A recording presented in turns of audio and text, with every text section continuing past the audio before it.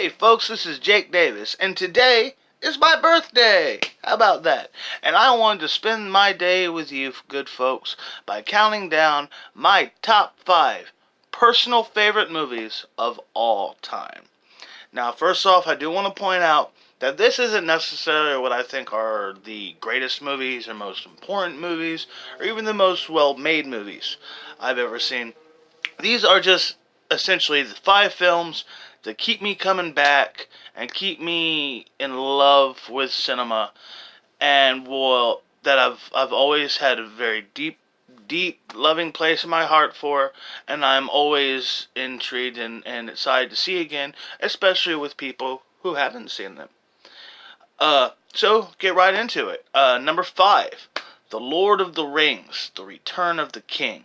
Now, I'm just saying the third one here because I personally feel that it alone is uh, so amazing and so phenomenal and so emotional and so spectacular that it holds its own against really any movie. Just about any epic or action film or special effects film or adventure movie like ever made. Lord of the Rings, Return of the King is it's balls out, man. It's as good as any of them. And of course, yeah, you should definitely see the other 2 films before you get to it. And it's been a few years since I've seen it, mainly because my copy is the extended version, and as much as I love the movie, it's long enough as it is. You don't 45 minutes of extra movie in a 3.5 hour movie is it's unnecessary. It's cut for a reason. But the theatrical cut, the actual film, is a masterpiece. It is a beautiful, beautiful, almost perfect movie. Uh, Number 4, Raiders of the Lost Ark. Adventure movie again. Oh man, what can you say about Raiders of the Lost Ark? Man, it's just so damn good. It's so exciting.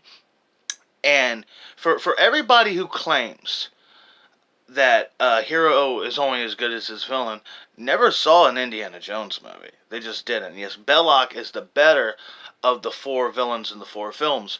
But even Belloc, he doesn't hold a candle. He's not stealing the show from Indiana Jones. He's not coming close. It's an adventure movie, the most intriguing character, the most exciting character, the character you want to see in the movie is your hero. And yes, there's the big mystery and the huge sets and world traveling and fucking up Nazis and that amazing, amazing truck sequence towards the end of the film. Now, I've never really been a huge fan. I mean, not a huge fan. I mean, it's a great scene and everything. But ever since I was a kid, once we get to the Ark of the Covenant scene in the movie, I'm just ready to see all the Nazis die and the movie to wrap up. I love the movie. It's great again. But just to be fair, both it and Superman have always had really lackluster third acts, just in my opinion. Number 3, A Total Cheat. It's a dead tie because I refused to not have both of these here. It is The Godfather and it is Goodfellas. The movies are nothing. I mean, other than being about period films about gangster movies, they really have nothing in common. Uh, they're so fucking good. I mean, between the color and the composition of The Godfather to the sound and the energy of Goodfellas, they're 2 sides of the same coin to me, but they're so different at the same time, and they're so fucking great and spectacular and amazing. And Goodfellas especially is such a fast-paced movie, almost 3 hours long, and I've never, anytime I've ever saw it, I've ever gotten antsy or bored or ready for it to wrap up. The same applies to The Godfather too, but with there's some, like I said, the energy of Goodfellas is something else. But it's dead even. I cannot. Now, when it comes to which is a greater film, a more important film, it's easily The Godfather. But to me personally, they're dead even. Number 2 is Shane. Movie I hope you've all heard of. Shane was a big part. It was a Western from 1953. And was a big part of me growing up to be a good person. I mean, of course, yeah, my parents and my family and my upbringing had a lot to do with it, but Shane was effective to me as a movie about what it meant to be honest and decent, and your word and your actions mean something. It stuck with me. It was profound to me, even as a small child.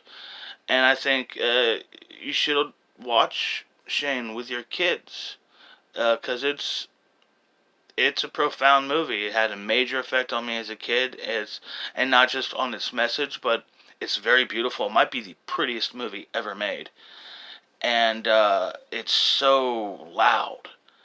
Just the sounds of the gunshots are almost jarring in it. But Shane, man, Shane's something else. Shane is a masterpiece. It's a master stroke. A masterpiece made by a guy who specialized in making masterpieces, George Stevens. I mean, it was like his thing. Perfect movies. And Shane's his fucking it's his 16th Chapel. It's something else. It's beautiful. It's amazing. It's excellent. And number one, I say, with a small ounce of shame, is Batman. Batman is Batman. Batman is everything to me. It's my favorite universe. It's my favorite world. When I was a kid, I read every piece of Batman I can get a hold of. I fucking saw all the Batman TV shows, all the Batman cartoons. I have every Batman movie here in my house. As much Batman stuff I can get a hold of. They're Batman poster, Batman poster. I fucking love Batman. Batman's a shit, and it all started when my family took me to see Batman back in 1989. Blew me away. The gothicness, the music, the sound, the look, the colors, the attitude. Holy shit. Batman was the essence, the embodiment of cool when I was a kid, and I've never not loved it. Never not loved it. Always down to watch it. Might watch it today. Maybe tomorrow. I'm gonna see it again now soon. Anyhow, those are my top favorite movies of all time. And of course, there's some honorable mentions. I wanted to keep it, to be fair, to be older movies. Nothing within the last 10 years. But then again, you never know. You never know when something so unique and memorable and effective like Gone Girl or The Grand Budapest Hotel or Whiplash or Nightcrawler might be coming out, could be just around the corner, and those movies all came out around the same time. So you never know when there's going to be another really great game changer, another really great movie year. But some honorable mentions for me got to be films like, be honest with you, The Avengers, um, On the Waterfront, The Man Who Would Be King, Rio Bravo. Um, I don't want to say Star Wars because I really didn't get into Star Wars until I was about 13, 14 years old. But, Star Wars is great. It's not one of the reasons I love movies, but Star Wars is a really great movie. It's as fun as everyone says. Gone with the Wind's as good as everybody says.